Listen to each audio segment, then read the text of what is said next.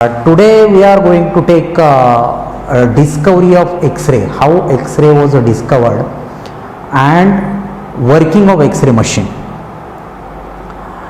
So there are many great discoveries occurred in medical sciences that revolutionized the medical science, like X-ray is one of them, which is X-ray is a great discovery along with antibiotics, anesthesia.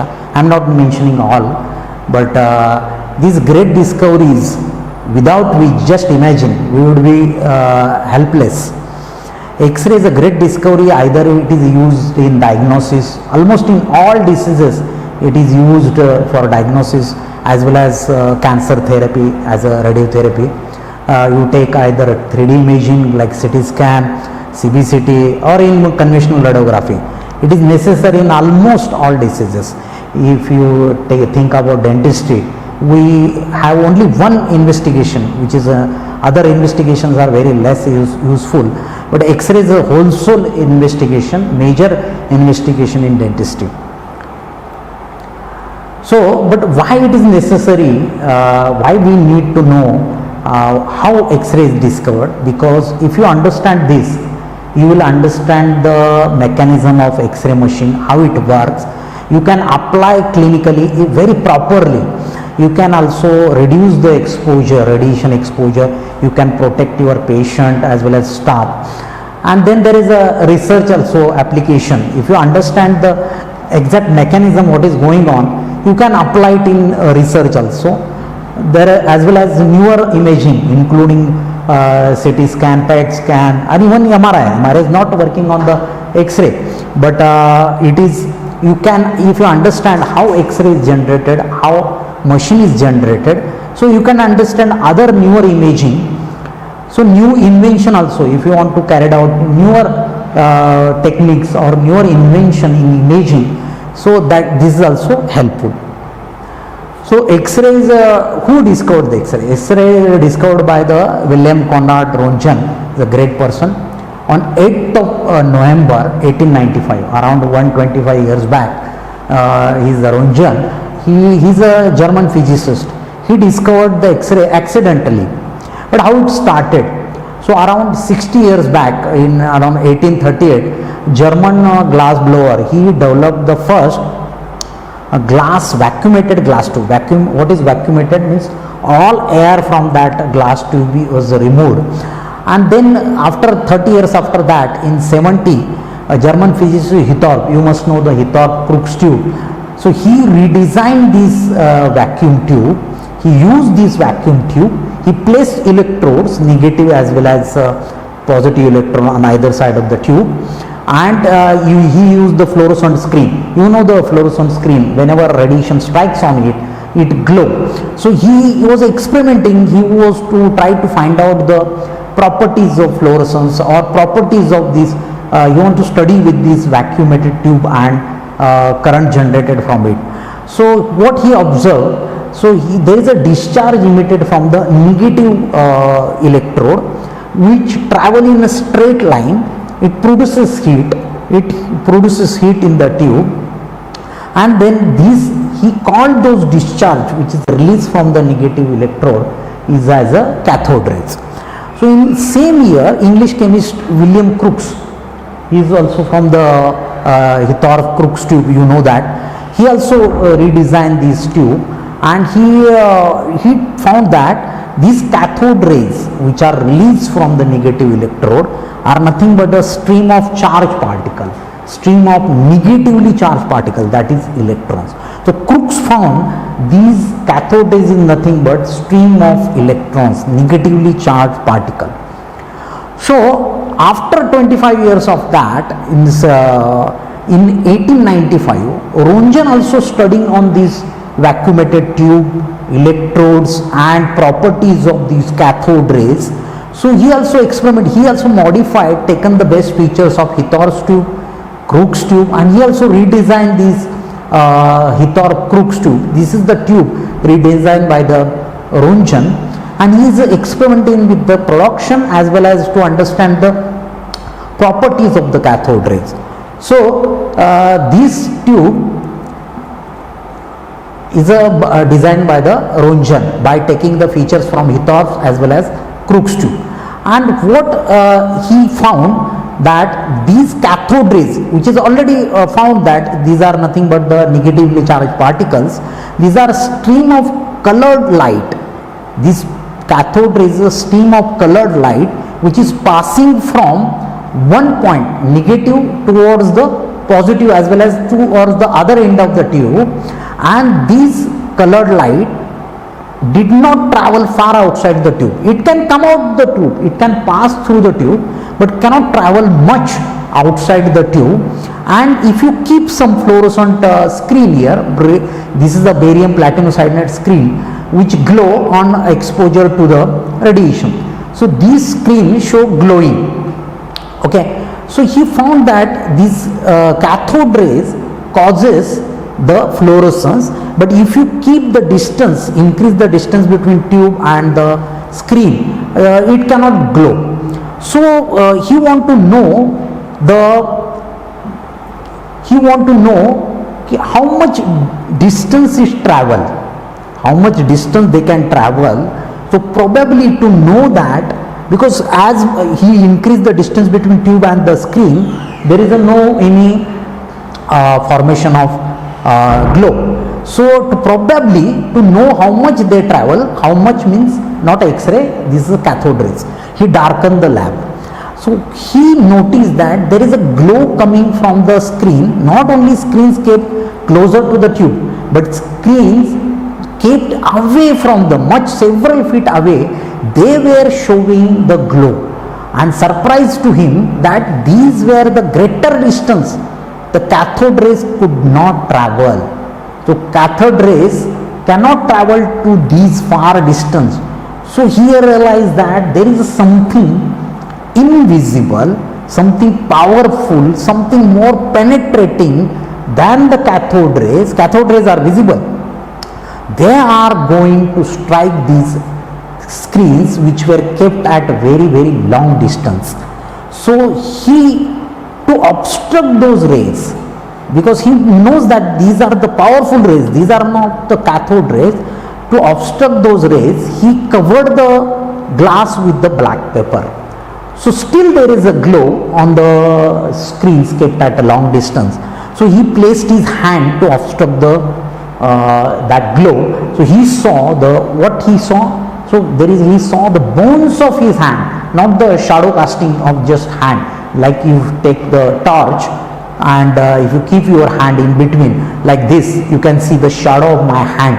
But he saw the bones of his hand, and then because as soon as he removed his hand, this image shadow casting is gone, because that is a fluorescent screen. So to permanently record that, he used the photographic plates. So photographic plates were available that time too, that Kodak company, and he took the first human radiograph of his wife's hand that required exposure time of around 15 minutes. Can you imagine, nowadays we take the dental radiograph in less than a half second.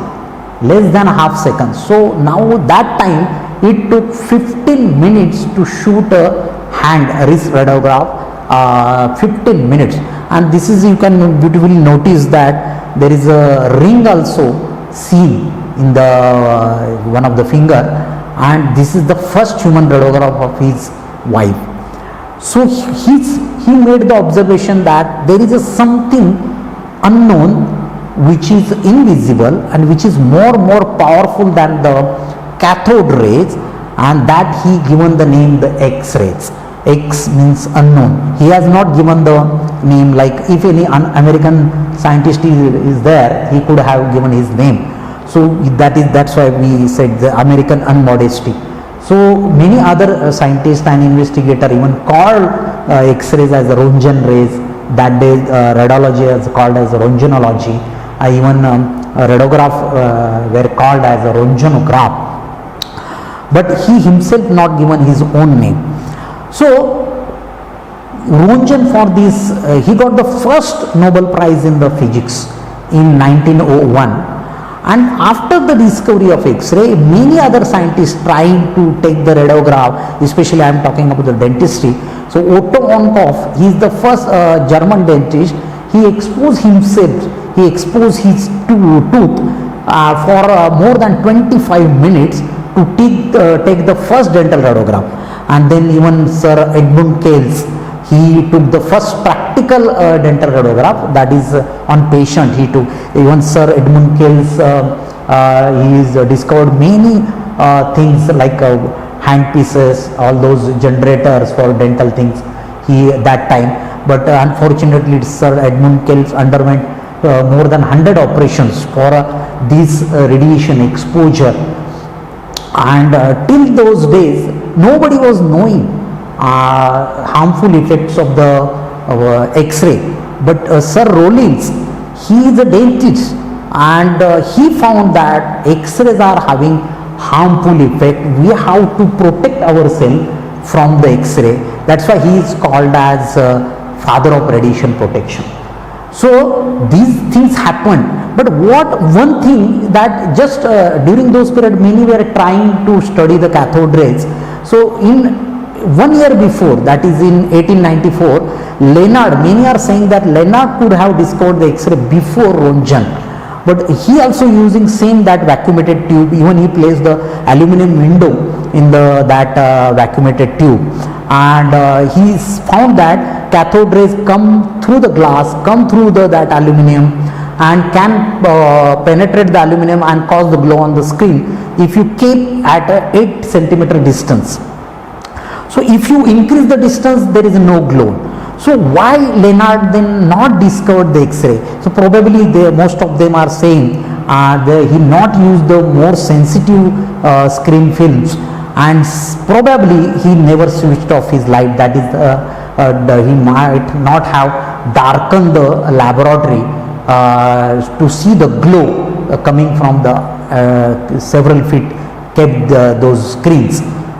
So now we found the basic how X-rays are discovered accidentally and what really happened inside that tube. So from negative electrodes, the cathode rays are released, and same time if there is a increase in KVP or potential difference, so this strike with high speed on the positive, that is on anode, and on anode there is X-rays are generated. So if in high speed electrons, that is cathode rays, if they are having very high speed, if they struck or obstructed by something solid or metallic object, so there is an interactions of these atoms of that solid object with electrons high speed, and there is a generation of new radiation that is having high power of penetration, but it is invisible, that is X-ray. So what is happening inside the X-ray machine? Now you got the idea, okay, how this is happening. So you can see here is this is a vacuumated glass tube. Everywhere there is a lead lined glass is there, so that X-ray cannot generated X-ray generated at anode, and they cannot come out through this. Only at one side plain glass is there. So whatever X-ray generated, they come through these out for useful for our use as a diagnostic purpose or treatment purpose, whatever it is. So it is this is the filament which is used as tungsten is used as a material for a filament. Even anode is also made up of tungsten. And why this tungsten is used, not other metals or other materials?